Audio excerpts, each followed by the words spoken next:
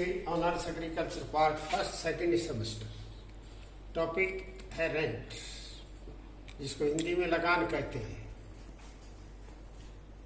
वे लगान काश्तकार भूस्वामी को अदा करता है और उन साधनों पर करता है जिनकी पूर्ति की लोच अपूर्ण अर्थात इम्परफेक्टली इलास्टिक सप्लाई, उन्हीं का भुगतान लगान कहलाता है।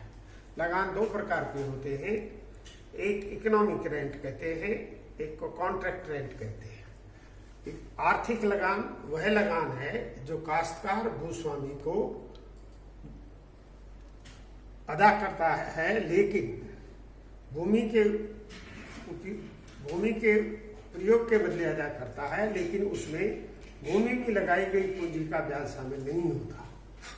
कॉन्ट्रैक्ट रेंट ठेका लगान काश्तकार भूस्वामी को भूमि के प्रयोग के बदले अदा करता है, लेकिन उसमें भूमि के प्रयोग के प्रतिफल के अलावा पूंजी पर ब्याज भी शामिल किया जाता है और सदैव ठेका लगान आर्थिक लगान से अधिक होता है।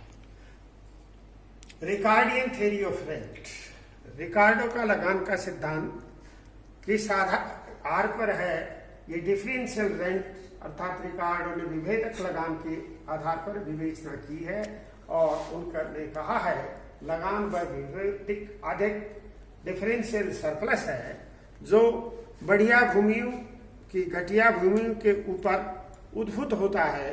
भूमियों की उर्वरा शक्तियों में पाए जाने वाले अंतरों के कारण ही लगान का सर्जन होता है।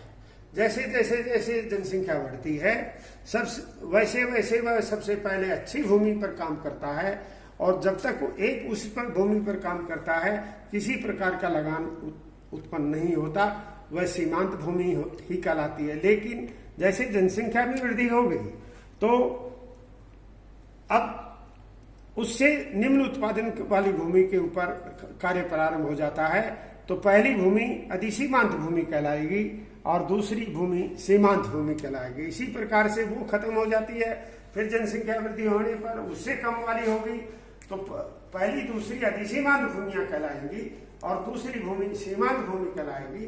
सीमांत भूमि पर किसी प्रकार का लगान नहीं अदा किया जाता, लेकिन अधिसीमांत भूमि पर लगान दिया जाता है और लगान कितना होगा रिकार्डो ने बताया है। अधिसीमांत भूमि की उपज माइनस सीमांत की भूमि की उपज के रूप में मात्रा उत्पादन की मात्रा में अनाज है क्विंटल में ही होगा, मैट्रिक टन हो सकता है, इसलिए उपज के रूप में ही लगान के रूप में अदा किया जाता है। रिकार्डो ने दो आधार पर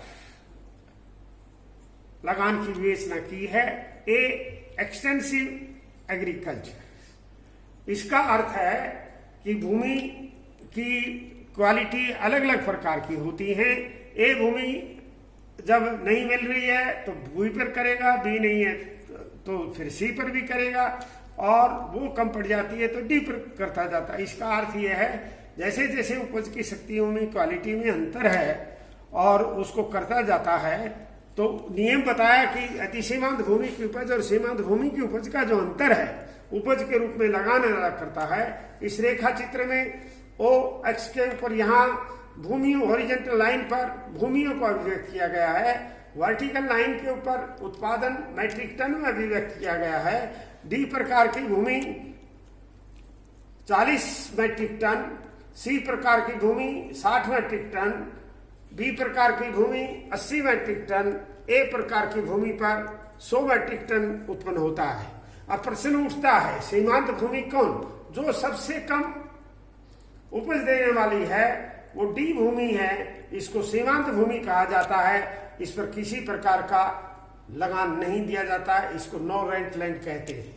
लेकिन अन्य जो भूमियां हैं वो अधिसीमांत भूमि है और वो लगान सीमांत भूमि, अधिसीमांत भूमि और सीमांत भूमि के जो उपज का अंतर है उस मात्रा के रूप में उपज में ही लगान अदा किया जाता है। अर्थात सी ए भूमि पर 100 माइनस 40, बी भूमि पर 80 माइनस 40, सी भूमि पर 60 माइनस 40, इट मीन्स 60 + 40 + 20 टोटल जो है 120 मेट्रिक टन लगान के रूप में भूस्वामी को काश्तकार ने अदा किया।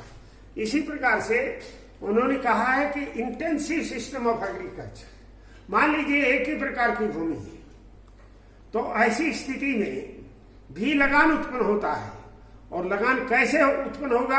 अधिसीमांत भूमि की जो सीमांत उत्पादकता है और सीमांत भूमि की सीमांत उत्पादकता है, उसका जो अंतर है, उस अंतर को हम जो है लगान का है। मान लीजिए पहले ए श्रमिक लगाया, उस समय सीमांत भूमि की उत्पादकता P3A के रूप में अभिव्यक्त की गई है, और उसके बाद दूसरा उसके श्रमिक लगाया, तो उसी समय जो है उसकी जो सीमांत उत्पादकता है निश्चित रूप से दूसरे श्रमिक के लगाने से जो उसकी उत्पत्ति में जो वृद्धि हुई है उतनी नहीं होती, तो P2B के रूप में व्यक्त की है। जब तीसरा श्रमिक लगाते हैं फिर सीमांत उत्पादकता घट रही है P1C, और चौथा करते हैं तो ये PD के रूप में अभिव्यक्त किया गया है। तब ऐसी स्थिति में डी भूमि पर किसी प्रकार का लगान नहीं दिया जाएगा, और डी भूमि पर किसी प्रकार का लगान अदा नहीं किया जाएगा, क्योंकि ये जो श्रम की इकाई है ये जो है ये सीमांत कहलाएगी, ये सीमांत इकाई कहलाएगी। और डोजिज, इसको अंग्रेजी में डोजिज कहते हैं, सीमांत डोज के रूप में उपयोग किया जाएगा। इस पर किसी प्रकार का लगान नहीं दिया जाता।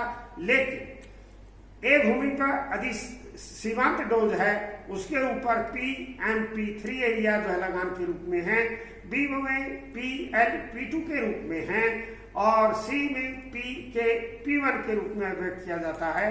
इस प्रकार जो है मिस्टर रिकार्डो ने लगान के रूप में इंटेंसिव सिस्टम में व्यक्त किया है। Thank you.